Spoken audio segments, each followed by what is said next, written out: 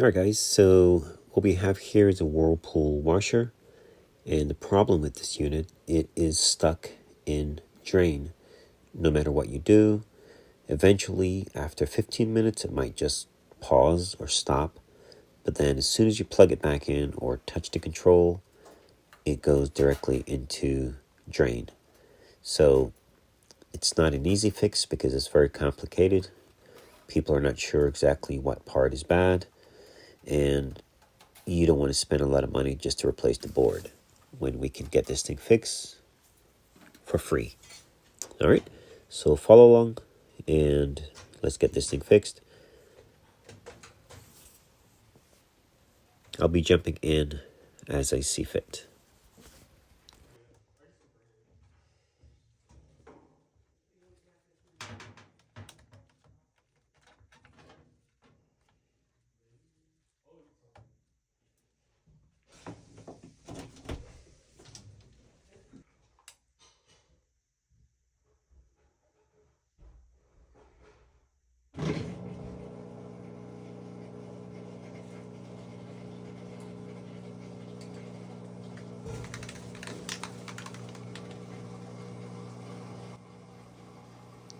Okay, so we're using WD-40. Now, don't go crazy and pouring a bunch down that transducer. You will kill it. You will destroy it. Very light spray. All you're doing is getting it inside. No force. If you force it, you will destroy the transducer. It's very low pressure and you will kill it. So all we're doing is basically getting the WD-40 inside, not by forcing. And now we're tapping.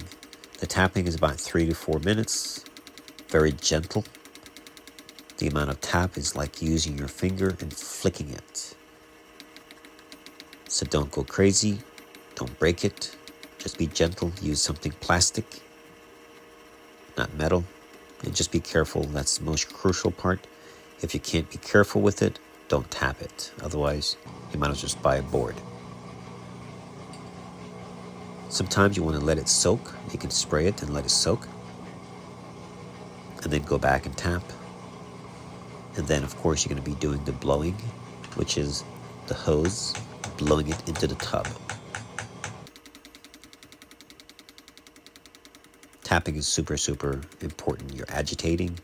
You're getting the fluid or the liquid, the lubricant, down into the transducer itself to start to basically remove the moisture and get it to communicate with the rest of the machine. All right, so follow along, pretty straightforward.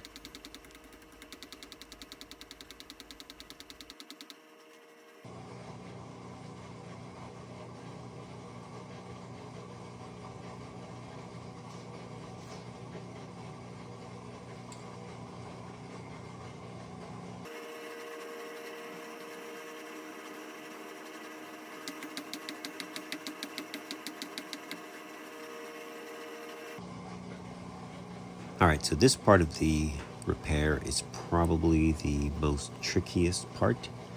Normally we get it done just by flipping, flicking and tapping. So right now you notice there's a vinyl tube. You can use a rubber tube. Make sure you have a nice good connection. Now what we're doing right now is blowing, but not hard. It's going to be very gentle. And as you blow, you tap, not hard. Just remember, the tapping you're doing is about you flicking. It's like using your finger and flick something. That's it. And you'll see shortly it's stopped making the noise. So now I thought the unit was ready to go. In fact, I started to put everything back together and to realize that the unit was still not fully responding. So it's getting there, but it's not yet fully reacting properly to the pressure or the signal.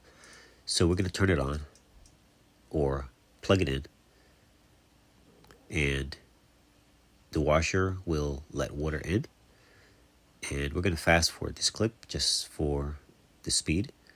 and the unit will let water in, but you have to be super careful. That's why this repair, you do have to monitor it, meaning once the pump stops, you don't want to assume that everything is good. It's either that or you replace the board. So once that is done, you're going to attach and you're going to turn the water on, and you're going to watch the drum. Now the drum should get water quite a bit, but not overflow. If it gets too high to the point to where you're concerned, then pause the machine and pretty much just watch the video and you'll know what to do. So what we're going to do shortly is we're going to blow air also back into the tub. Now with the pressure tube, the extra vinyl tube that I have, I use that as my, you may say, blow, and you attach it to the tub. Well, you're going to have the extra to attach to the tub. That's your original piece that's on the machine. You can use that and blow into the tub. And what you're doing when you do that is basically blowing any restriction, could be soap scum or anything. And once that is moved, now the signal can actually make its way up to the transducer. So I think this unit had two problems. It had a restriction in the tub, and also the transducer was not responding to a signal. Because if you notice, after we were tapping it, it stopped draining. But then after, it started to let water in, but it did not know when to turn off. It just kept filling. That's why you gotta be super careful, otherwise you'll have an overflow situation.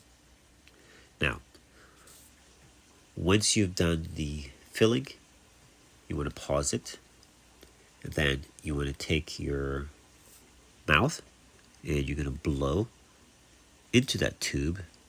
You're going to hear bubbles. You're going to get a needle nose pliers. You're going to squeeze it or pinch it. And once it is pinched enough, you want to make sure that you're able to attach it to the transducer without losing any air. If you lose air, you will have an overflow situation. You must keep it cauterized so the pressure from the tub will send a signal to the transducer, basically communicating that the tub is full. We can turn off the valve and we can start to wash. And that's how that part works. The other thing would be to just replace the board. But a lot of times, these boards, sometimes when they sit around for too long, that can happen to them. So, all right, so shortly you'll see how I did it by blowing in and also squeezing it and then transferring it to the transducer.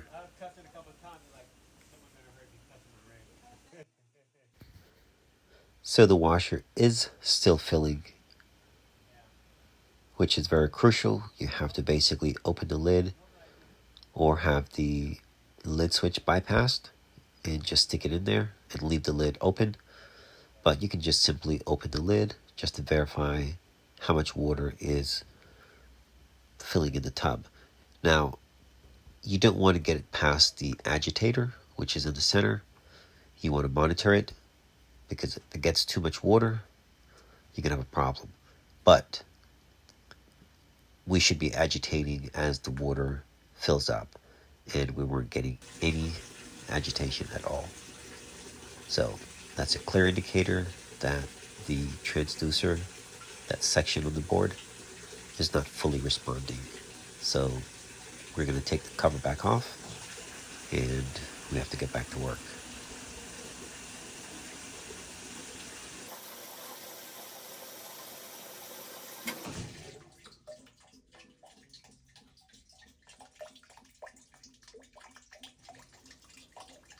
As you can see how much water is in the tub, that is way too much.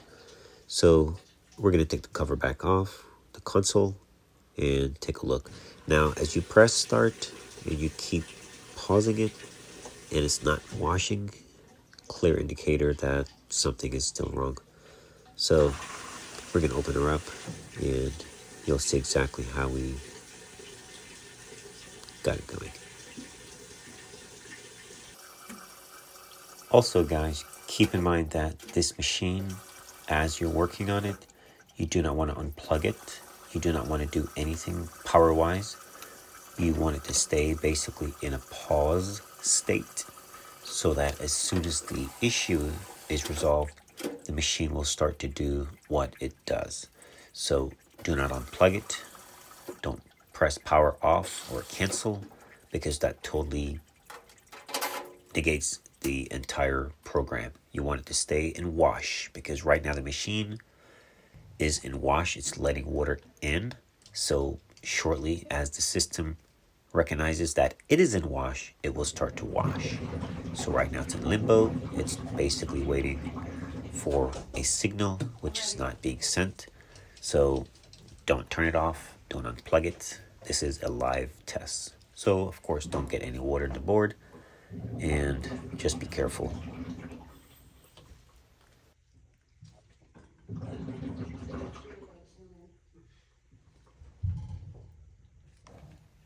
Alright guys, this is the super important part. As you can see, the pressure tube is now inserted onto the transducer. Now you heard the pump turn on right away. It got the signal. It basically said the drum was full and we need to drain. And now you're going to hear it agitate. It's going to start to wash. So now the signal is working and the washer will start to do its job. It's actually communicating the board, sending a signal, and the transducer is using that signal to make a decision whether to turn the pump on or do some agitation. So that's how you do that. Just follow along, pay attention, and get your machine fixed. All right, guys. Okay, now the washer is working. It's agitating. It has water in. It's not overflowing. So what you want to do, you want to monitor it, let it go through a cycle. It's going to do its drain. It's going to also let water back in. On the second round, watch it very carefully just to make sure that everything is staying as it should, meaning monitor the water going in and basically watch to see if the tub is going to overflow. So those transducer can get corroded on the inside. So monitor the water going in and maybe just do a load just to kind of get things rolling. Normally, once it goes into a spin, any contaminants or debris that was probably attached to the side of the tub normally gets pushed out, and normally the machine is good. So just want to say, guys, if this video was helpful, go ahead and hit the subscribe button. A lot of my videos that I post, I like them to be videos that can actually save people money. A lot of parts are not bad. Parts are basically sleeping is the term I like to use, and they're not broken. You just have to understand them and